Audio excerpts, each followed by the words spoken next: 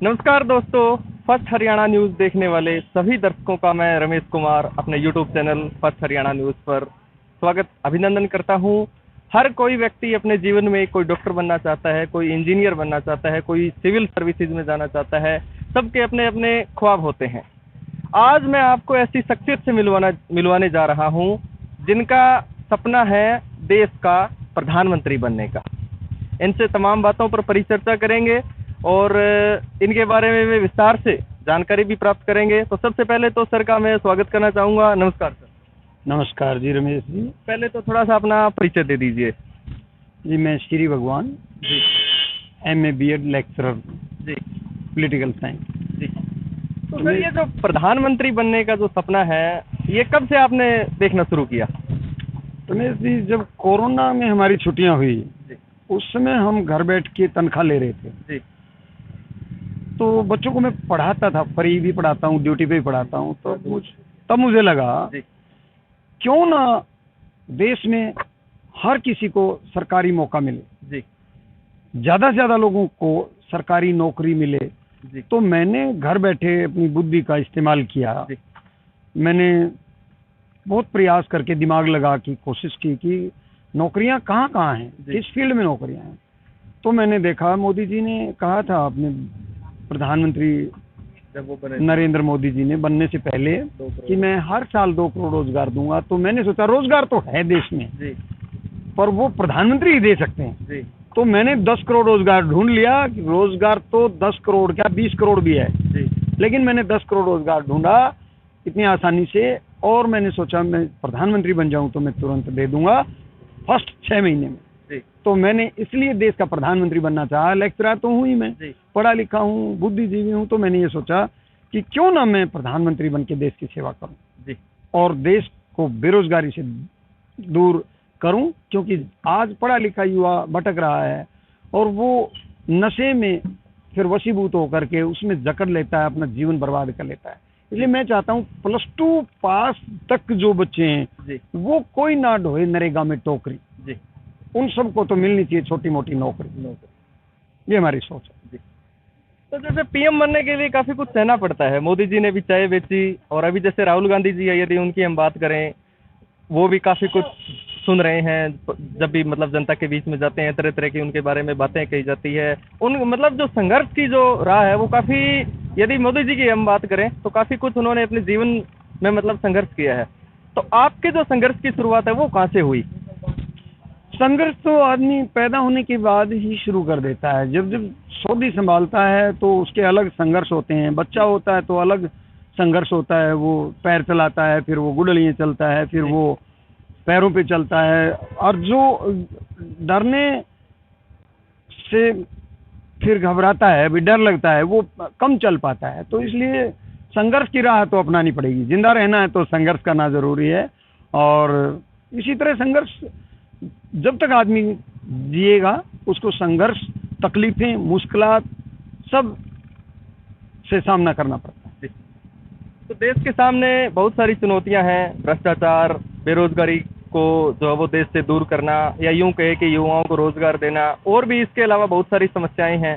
तो यदि मान ली भी 1 मिनट के लिए कि आप प्रधानमंत्री बन भी जाते हैं, तो किस तरह की पॉलिसी आपको रहेगी ये जो चुनौतियां हैं इनके खिलाफ लड़ने की? सबसे पहली पॉलिसी तो हमारी यही है कि देश में ज़्यादा से ज़्यादा सरकारी नौकरी दी जाए। जी सरकारी नौकरी देने के बाद सरकारी कर्मचारी गलत काम नहीं करता है, जी वो नौकरी से डरता है कि मेरी नौकरी चली जाएगी। जी इस वजह से सरकारी कर्मचारी जो होगा वो डर के काम करेगा, अच्छे काम करेगा, नशा पता नहीं करेगा, भ्रष्टाचारी नहीं होगा जी और भ्रष्टाचार से दूर रहेगा। और इस प्रकार से हम ये दूर करेंगे। पहला काम तो हमारा सरकारी नौकरी देनी।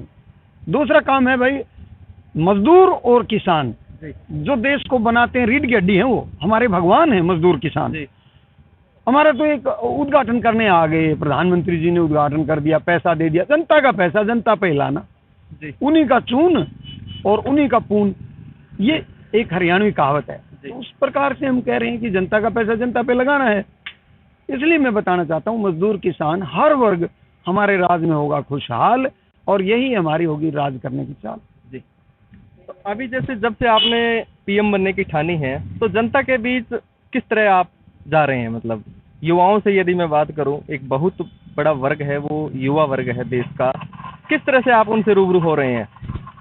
युवाओं से मैं ज़्यादा तो नहीं मिलता हूँ अभी, क्योंकि मेरा टारगेट 2029 का है। जी लेकिन फिर भी कभी कभार जैसे ही आप मिल गए, कोई और पत्रकार मिल गया, तो जो भी पत्रकार मेरे से करता आमना सामना, वही मेरा इंटरव्यू लेने लग जाता है। कहता है एक दिन आपने प्रधानमंत्री बन के देश की बागडोर है थामना। जी तो पत्रकार मेरा इंटरव्यू लेने लग जाते हैं, इससे युवाओं में पता चल रहा है। तो मुझे पूरा विश्वास है कि 10 करोड़ रोजगार मैं दूंगा। हिंदुस्तान में कन्हैया कुमार कह रहे 22-23 करोड़ बेरोजगार तो है आज, और मुझे लगता है 29 तक 25 करोड़ बेरोजगार हो जाएगा। एक बेरोजगार के साथ 3 वोट है, तो 25 करोड़ गुणा 3 75 करोड़ वोटर मेरे साथ आ गया। मैं तो जीत गया, मुझे कौन रोकेगा प्रधानमंत्री बनने से। फिर मैं घूमते घूमते जैसे ही किसी पार्टी में जाके कहीं मैं मेहनत करूंगा, मुझे कोई पार्टी साथ लेगी, तो हो सकता है मैं प्रधानमंत्री का पद ना लूं। मैं उन साथियों में से इतना बढ़िया आदमी ढूंढूंगा जो मेरे से कई गुना बेहतर होगा, और मैं उसको कहूंगा भाई आप प्रधानमंत्री की गद्दी संभालिए, मैंने तो मेहनत करनी थी, संघर्ष करना था, और देश बदलने के लिए ये नौकरियां देनी है 10 करोड़, और अब देश इस ढंग से चलाइएगा आप। तो मैं भी उनके ऊपर चेक लगाऊं, नियंत्रण में रखूं, और इस प्रकार से मेरा ये भी एक हो सकता है मैं त्याग कर दूं, लेकिन संघर्ष मेरा जारी रहेगा जब तक भारत देश में महापुरुषों के नक्शे कदम पर नहीं चल पाएंगे, तब तक हम इस भारत देश को नहीं बदल पाएंगे। सर एक सवाल और पूछना चाहूँगा, यहाँ तो यदि हम बात करें चुनाव लड़ने की, गांव में जो वार्ड मेंबर होता है उससे लेकर के सरपंच की भी यदि हम बात करें, तो कई बार ऐसा होता है कि इतना पैसा बहाना पड़ता है कि मतलब लोगों की ज़मीन भी बिक जाती है। तो आप तो एक मतलब बहुत बड़ा चुनाव लड़ने की तैयारी कर रहे हैं, तो इसके लिए पैसे की व्यवस्था कहाँ से करेंगे? जी, बहुत बड़ा सवाल किया आपने रमेश जी। मैं ये बताना चाहता हूँ, पैसे की जरूरत नहीं है जी। लोगों के पास खूब है पैसा, लोगों के पास बहुत सारी हैं कार जी, लेकिन यूं ही नहीं बना सकता कोई भारत की सरकार जी। उसके लिए जनता को साथ लेना जरूरी है। तो जब मेरे साथ 75 करोड़ लोग होंगे, 10 करोड़ से 25 करोड़ बेरोजगार मेरे साथ जुड़ेगा, वो मुझे 25 करोड़ बेरोजगार 3-3 वोट ले आगे, अगर वो मुझे 1-1 रुपए का सहारा दे देगा तो ही हम जीत गए, और वोट का सहारा बस इतना ही है। तो पैसे की जरूरत नहीं है, यहाँ चाहिए केवल आपको लोगों से जोड़ने की जरूरत है। लोगों को जितना जोड़ोगे उतना ही आप बड़ा नेता बनोगे देश जी। तो मेरा तो यही एक मकसद है कि हाथ से हाथ मिलाते चलो, देश को आगे बढ़ाते चलो। जैसे एक मुहिम चल रही है देश में, हाथ से हाथ जोड़ो, वैसे ही आप जनता से जुड़ेंगे। मैं जिस दिन भी, जैसे आपने हमारा इंटरव्यू लिया, ऐसे जब जन जन को अपने आप करने लगेंगे श्री भगवान की पुकार कि एक दिन आप ही बनाओ जी देश की सरकार, तो बहुत सारे लोग मेरे को ऐसा कहते रहते हैं कि जी आप आइए साथ आइए, आप अभी से नौकरी छोड़ दीजिए, आपको बहुत हम मान सम्मान देंगे, हमारे साथ आइए। तो अभी मैं थोड़ा सा वेट कर रहा हूँ कि 2029 में मैंने सोचा है, और मैं जब तक अपने आप को भी इतना बदल लूँगा और जनता भी मेरे साथ भरपूर मात्रा में साथ देगी, बहुत साथी हमारे साथ होंगे, और प्रधानमंत्री बन के हमने देश के बदलने हालात होंगे।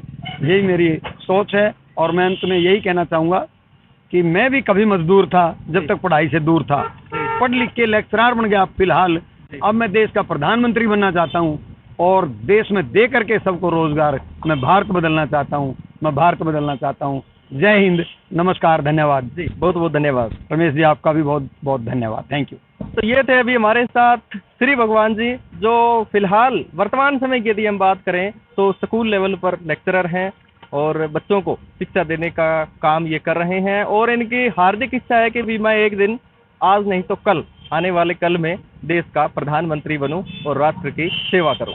देखते रहिए फर्स्ट हरियाणा न्यूज़। जोहार नगर, हिसार से मैं रमेश कुमार।